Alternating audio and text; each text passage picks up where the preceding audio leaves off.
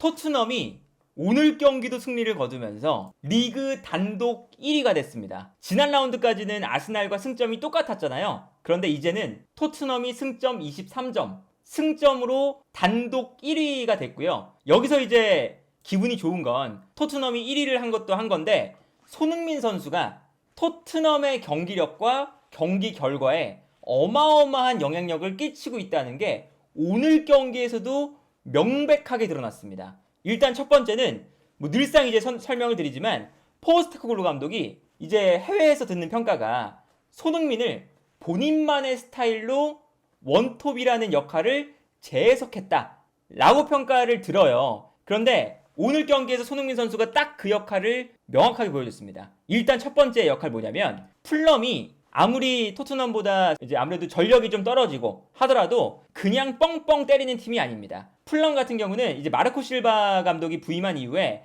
어떤 식으로 경기를 푸냐면요. 지난 시즌에는 미트로비치, 이번 시즌에는 비니시우스나 히메네스 이렇게 9번 공격수에게 롱패스를 많이 뿌려요. 그런데 대신에 상대를 끌어들인 다음에 롱패스를 합니다. 그러니까 예를 들면 후방에서 패스를 조금 돌리다가 토트넘이 라인을 올리는 순간 한 번에 앞쪽에 있는 9번 공격수에게 보내주고 여기서 이제 볼을 떨어뜨려주면서 뒷공간을 노리는 이런 전략이거든요. 근데 이런 전략을 쓰다 보니까 토트넘 입장에서는 전방에서 압박을 할 수 있는 기회들이 많았었어요. 그리고 손흥민 선수가 현재 프리미어리그에서 압박 상황에서 스프린트 거리가 가장 많은 선수가 손흥민 선수입니다. 그리고 손흥민 선수가 매우 지능적으로 압박을 합니다. 그리고 오늘 경기의 포인트는 풀럼의 오른쪽 중앙 수비수였던 베시라는 선수였어요. 풀럼이 원래는 이 오른쪽 중앙 수비수 자리에 1순위 멤버가 아다라비오요, 2순위가 디우프라는 선수입니다. 그리고 베시라는 선수는 세 번째 수비수 정도 되는 선수거든요. 근데 이 선수가 나오니까 당연히 그쪽이 좀 불안해요. 왼쪽 중앙 수비수였던 팀림은 빌드업을 잘하거든요.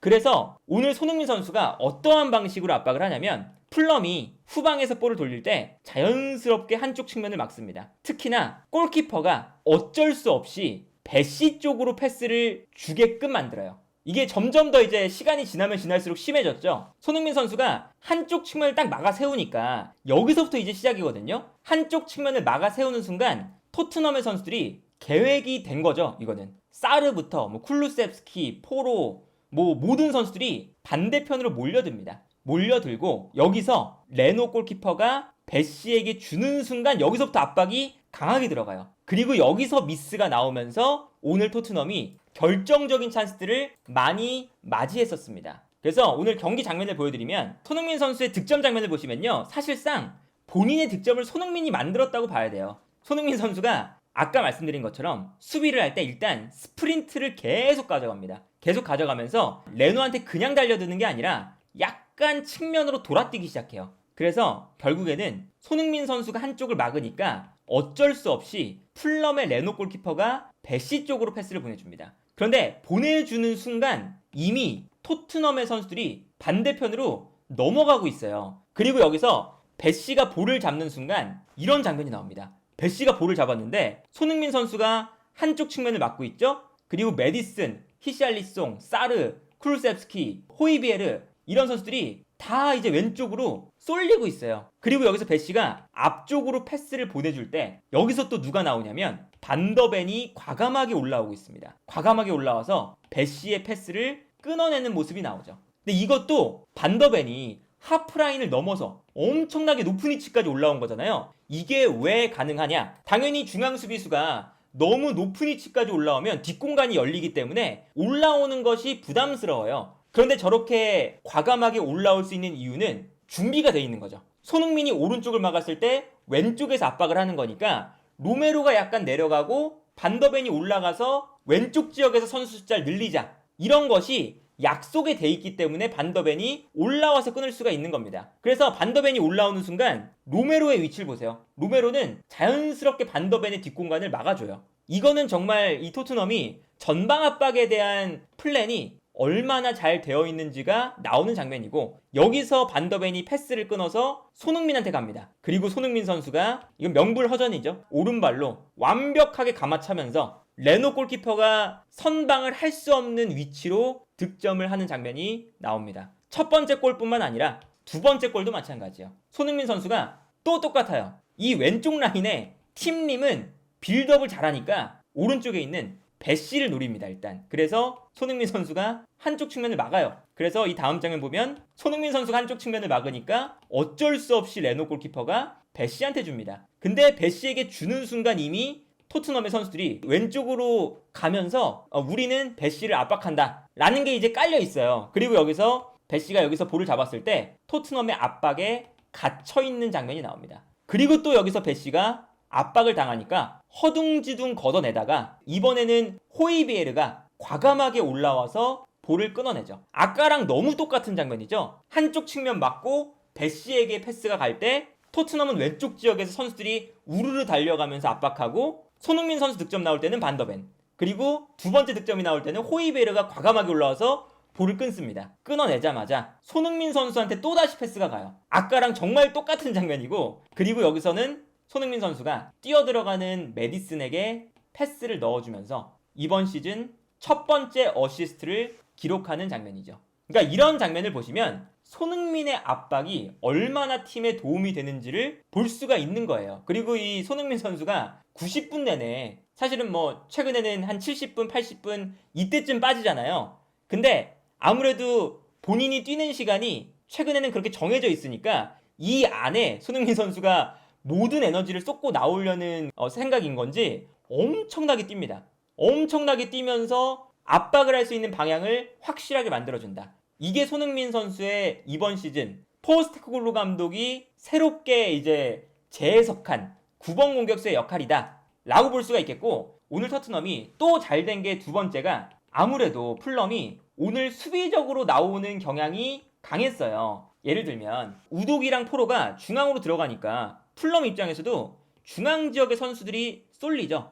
쏠리니까 오늘 요 라인 사이로 패스를 넣어주는 것 자체가 굉장히 어려웠습니다. 그런데 여기서 토트넘이 어떻게 했느냐, 일단 메디슨이 먼저 내려와요. 왜냐면 후방에서 상대방 진영으로 패스를 찔러주는 역할을 가장 잘하는 게 메디슨이니까 메디슨이 내려옵니다. 그리고 사르도 내려와요. 사르는 포로가 올라가게끔 만들어야 되니까 내려옵니다. 뒷공간 커버의 역할이죠. 그리고 오히려 우도기와 포로가 중앙으로 들어옵니다. 그래서 메디슨이 후방에서 먼저 볼을 잡았을 때 우도기와 포로에게 패스를 찔러주려고 하거든요. 여기서 이제 풀럼이 수비 라인이 좁으니까 메디슨이 아무리 좋은 패스 능력을 가지고 있다고 하더라도 이 좁은 공간으로 패스를 주기가 어려워요. 근데 여기서 또 손흥민의 역할이 나옵니다. 손흥민 선수가 계속 라인을 타죠. 계속 들어갔다가 나왔다가 다시 들어갔다가 나왔다가 이걸 반복하니까 손흥민 선수가 뛸 때 수비 라인이 뒤로 물러납니다. 물러나는 순간 요 라인 사이의 거리가 멀어지죠. 그러면 이때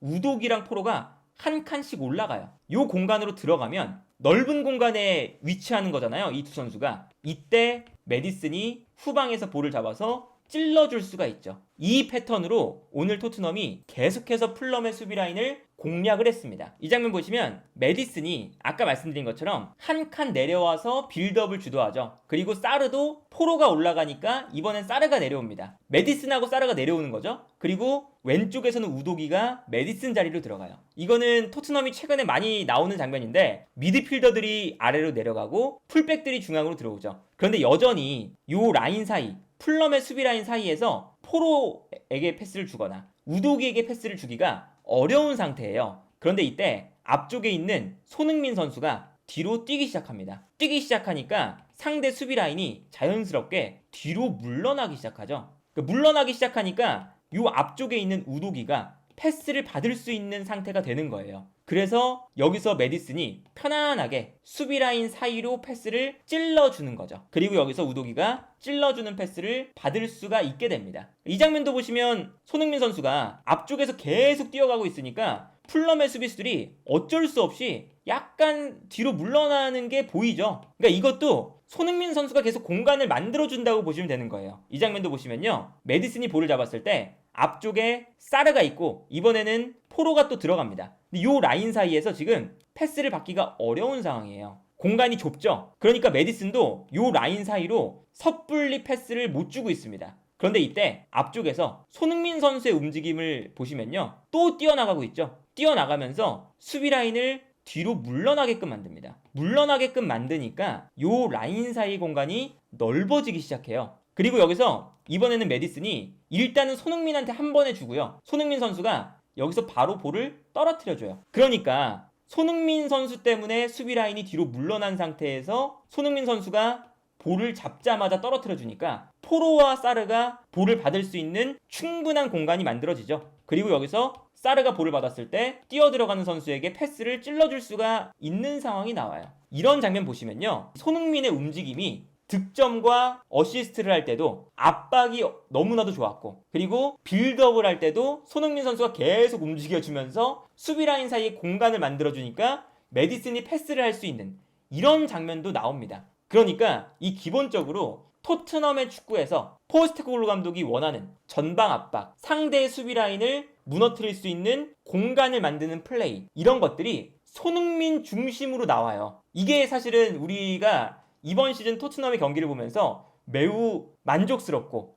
재밌는 부분이죠. 그리고 기본적으로 이 토트넘이 상대 수비를 무너뜨리는 패턴 자체가 어마무시하게 달라졌습니다. 그 포스테코글루 감독이 농담 삼아 과르디올라 감독의 축구를 따라하는 거 맞다 라고 했잖아요. 맨시티가 잘하는 게 있어요. 상대 수비 라인이 밀집해 있을 때 좌우 측면 그리고 앞 공간과 뒷 공간, 상하 좌우를 계속 흔들면서 상대 수비를 정신을 못 차리게끔 만들거든요. 이 장면 보세요.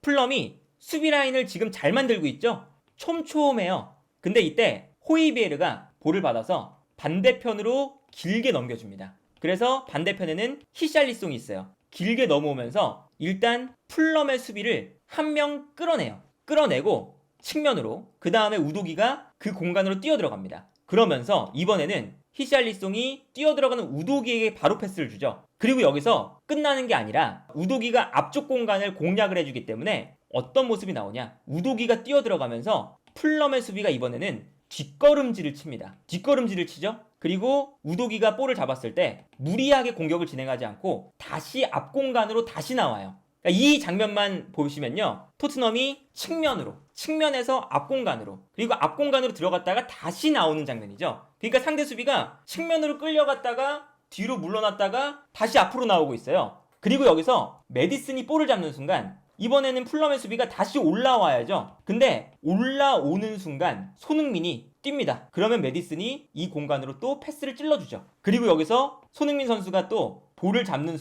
순간적으로 우도기가 요 라인 사이로 들어와 주면서 손흥민 선수가 볼을 잡자마자 바로 우도기에게 패스. 여기서 결정적인 슈팅 찬스가 나왔었죠. 이 장면이 포스테코글루 감독이 아마 오늘 경기에서 가장 좋아하는 장면이라고 저는 생각이 듭니다. 측면으로 흔들고 앞 공간으로 흔들고 다시 뒷 공간으로 흔들고 다시 앞 공간으로 흔들고 다시 손흥민이 측면에서 뛰어들어오는 우도기에게 연계 플레이. 저 장면은 정말 말 그대로 예술적인 공격 장면이에요. 저런 장면이 나오면 굳이 키가 큰 포스트 플레이가 가능한 그런 9번 공격수를 쓸 필요가 없는 거죠. 손흥민처럼 이제 스피드가 빠르고 공간 침투가 좋은 그런 유형의 9번 공격수를 써도 공간을 팀 전체가 잘 만들어주기 때문에 상대 수비를 하나하나씩 끄집어내면서 토트넘이 상대 수비를 해체하는 작업을 하는 거예요. 그러니까 저런 걸 보시면 얼마나 토트넘이 이번 시즌에 달라졌는지를 확실하게 알 수가 있는 부분이고, 그리고 이 과정에서도 봤었지만 손흥민 선수가 마지막에 연계 플레이 기가 막히잖아요. 그래서 이제 오늘 경기도 손흥민 선수가 너무나도 좋은 모습을 보여줬고, 괜히 지난 9월 이달의 선수상을 받은 게 아니고, 그리고 토트넘이 괜히 단독 1위를 달리고 있는 게 아니다 라는 게 이제 오늘 경기에서도 분명히 볼 수가 있었고, 그리고 득점 순위가 홀란드 다음으로 또다시 살라의 득점을 따라가면서 7골로 득점 2위에 다시 올라갔습니다. 제가 개인적으로 생각했을 때는 이번 시즌 토트넘도 토트넘이고 손흥민 선수도 역대급 시즌이 될 수 있는 페이스를 보여주고 있고, 그리고 포스테코글루 감독이라는 아주 좋은 감독을 만나서 본인의 플레이 스타일을 한층 더 발전시키는 너무나도 좋은 시즌을 보내고 있다.